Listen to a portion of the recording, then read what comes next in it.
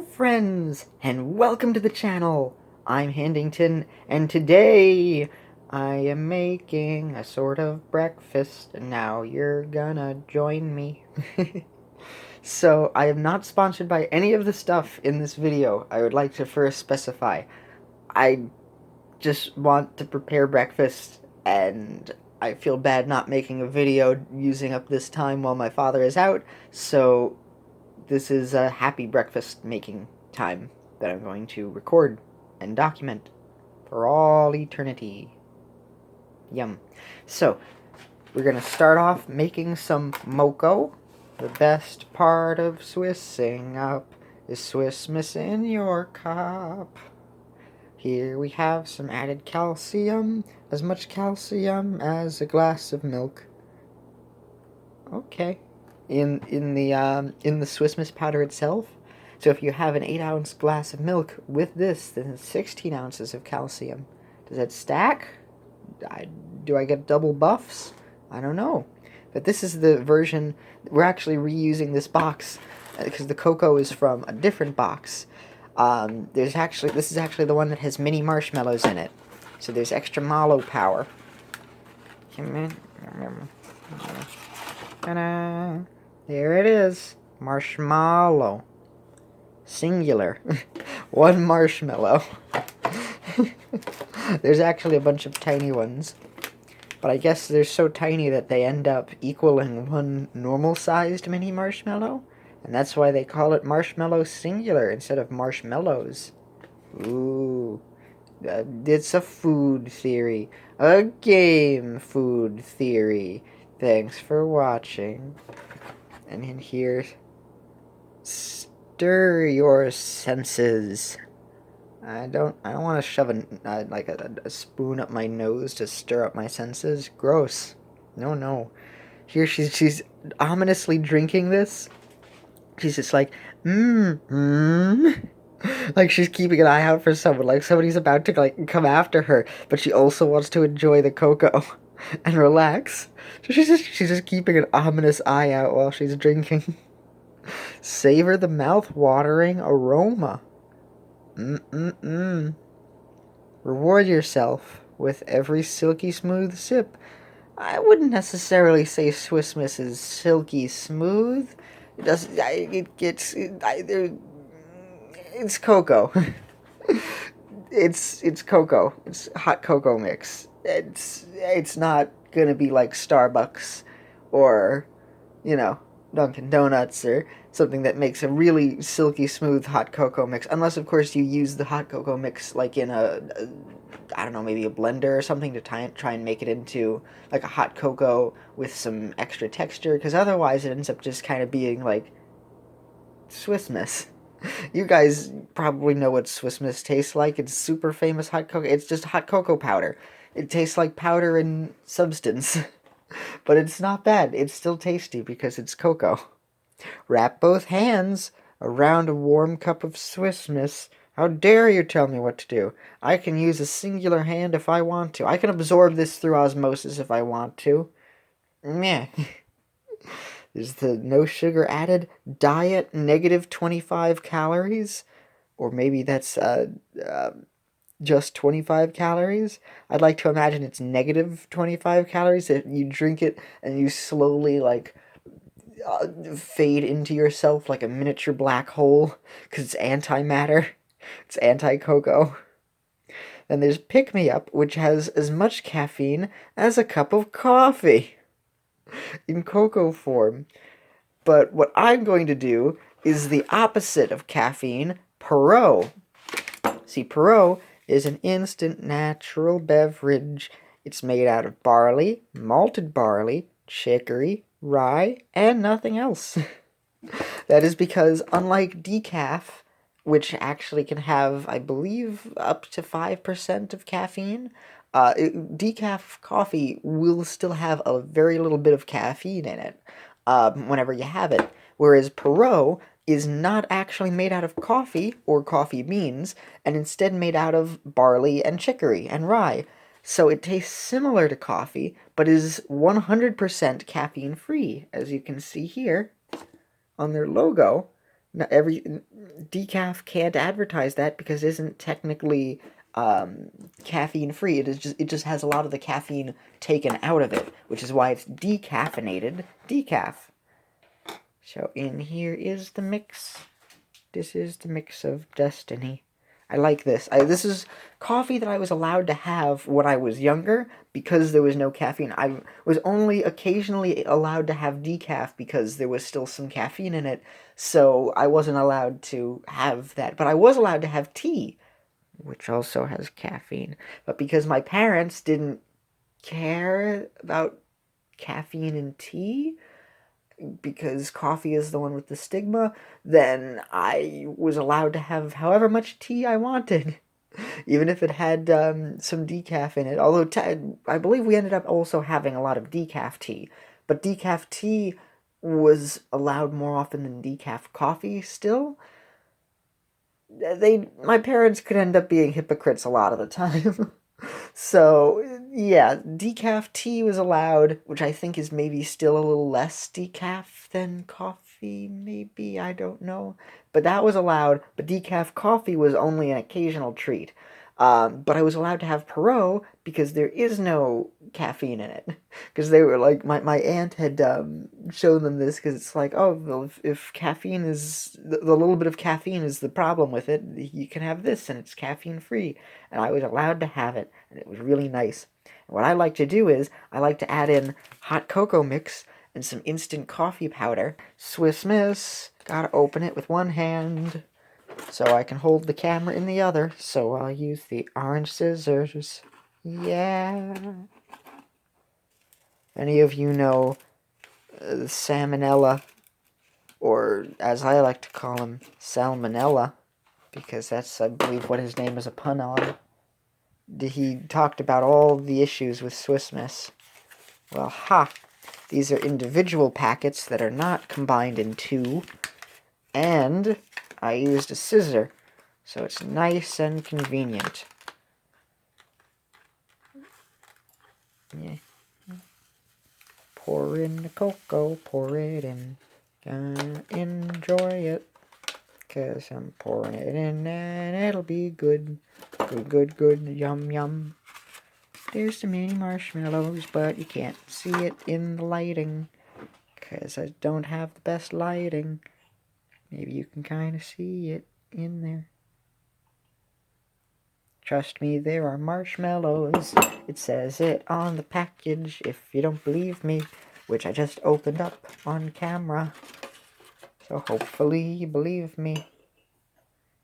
Okay, and now to scoop the Perot, 'cause it is real nice. If you want the coffee flavor, but you don't want the caffeine, use some Perot. I'm going to use 1.5 scoops. And now I'm going to mix it up. And the nice thing is, Perot is slightly more bitter than when you have like normal dark coffee, if you were to have it straight. So mixing it with the cocoa, which is already just sugar and chocolate powder, you don't need to add any extra sugar to it because it's all the same mix. And what do you call it? Yeah, otherwise you might want to add in some extra sugar. Like if you put in one spoonful of sugar, which helps the medicine go down, so I've heard. You may want to put in like 1.5 to 2 if you use Perot because it's a little bit more. It's a different flavor unless you really like the bitterness of like straight black coffee. In which case, then you might also enjoy Perot. Maybe try a sip of it before you put in the sugar to see how you feel about it. Then add in the sugar, and once you add in like a little extra sugar than maybe you normally would to add to the Perot. Uh, ooh, excuse me. Or we'll try with like one spoonful, then see how you like it, then add in an extra one. Because once you add in enough of the sugar, eventually that flavor will go away and it'll end up being a delicious sweet coffee beverage. If you like it lukewarm and milky and sweet. Or there was some comedian who made it a joke where it's like everybody wants rich dark roast, but actually people want like something to be clammy, milky, and sweet. Something like that. I'm not doing the joke justice, but then again, when do I ever make good jokes here? Anywho, into the bag you go while we wait. Oh, I thought it was gonna make a louder noise to be annoying, and I failed at making a louder noise. Something I'm surprised was a thing that I did. I failed to make an obnoxiously loud noise. Wow. Good for me. That's an achievement right there. Attempting to. It's like if you were about to clash two cymbals together, and then all of a sudden a pillow falls in the center of them, so it ends up going... failing to make a loud, obnoxious noise. Anyway, I like to add in milk for my hot cocoa instead of water. Water is its own interesting flavor, but adding in the milk makes it a little bit creamier. So I'm gonna add in milk, milky, milky, milk. Onto the bottom. Now they're floating chunks. Looks appealing. But looks are deceiving. Oh, look, it's surfacing to the top and bubbling. It's double bubble your refreshment. Double bubble toil and trouble. Coffee burn and coffee burn and Barney Rubble. So we're gonna enter the coffee mode. Now we'll exit coffee mode. Now use my elbow to awkwardly open it up. Okay, nothing spilled. That's a victory. That's the nose of the mug. It's elevated. Look at that. It has a nose. I've shown off this mug in another video, but I love it anyway. 1, 1, 1. How do you like it? How do you like it? 1, 1, 1. That's what I said it to, yeah. That doesn't rhyme. Anyway, here is another thing that I'm going to have as my breakfast. Thomas's Toaster Cakes. It is Toaster Cakes. Because it looks like toaster, but it's actually Toastar. It kind of sounds like Sinistar, an old arcade game, but with toast, which is even better. But this is Toastar Cakes. They're basically flat corn muffins.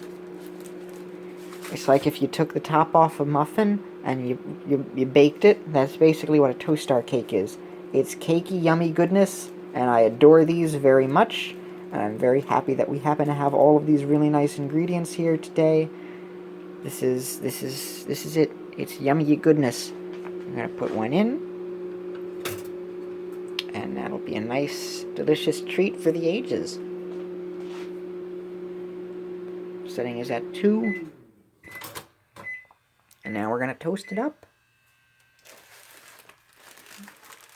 Into the bag you go. Pat, pat, pat. I'm debating if I want 1 or 2.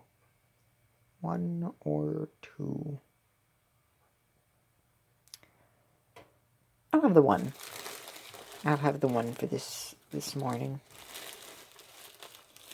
Not super hungry, but I want a treat. Tasty snack. Oh, look at that. The little clip looks almost like a heart. Perfect for Valentine's Day. It's easier to open this with one hand than close it with one hand. Alright. Into the Swiss Miss Void you go.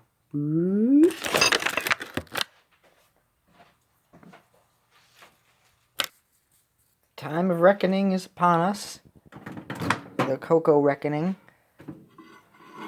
The cocoa and coffee, which you could combine it to call it cacophony, a cacophony of coffee, or as I like to call it, Mocoa, like it's mocha cocoa.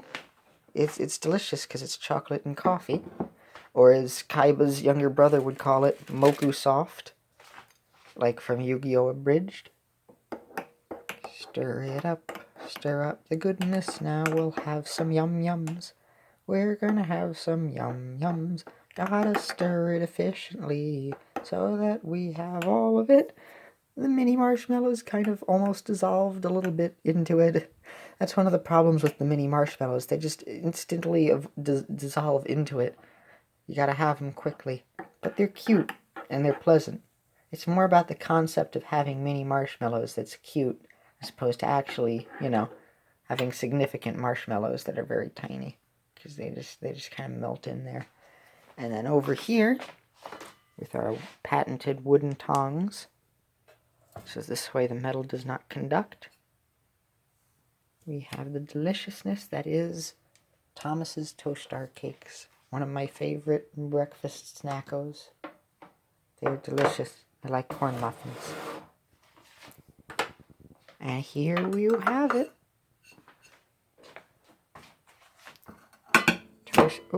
Toastar cake with Mocha soft. They love Moco. It is Moco. Mocha hot cocoa that you make on your own. Yeah. This is a life hack. Adding in cocoa and coffee makes a delicious treat that can't be beat. Gonna stir it up a little bit more efficiently because there's a couple of chunks that floated up to the top.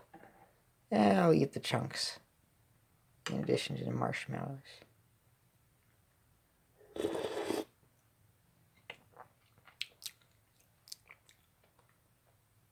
Mallowy goodness.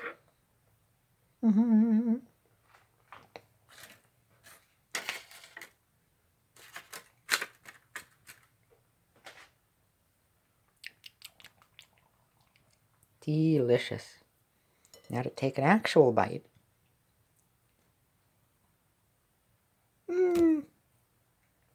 Warm, cakey goodness. Now it looks almost like Pac-Man, but not quite. This side is more yellow, slightly more Pac-Man-esque. Excellent. And this is me preparing my breakfast. You were able to join me on this magical adventure. Thank you, friends. But I believe it's that time again. If you like what I do, don't be shy to give a thumbs up. And if you're interested, why not make some Mocha of yourself on your own? Don't make Mocha out of yourself. You don't like flavor it with your finger or anything. Make it yourself if you feel like it. If it interests you. If you like the flavor of mocha and coffee and chocolate together. Yum yum. Have a pleasant day, everyone. And this is Handington forgetting his outro for a second, because of course I always do. Bye! Signing off. Bye! Again, I forget.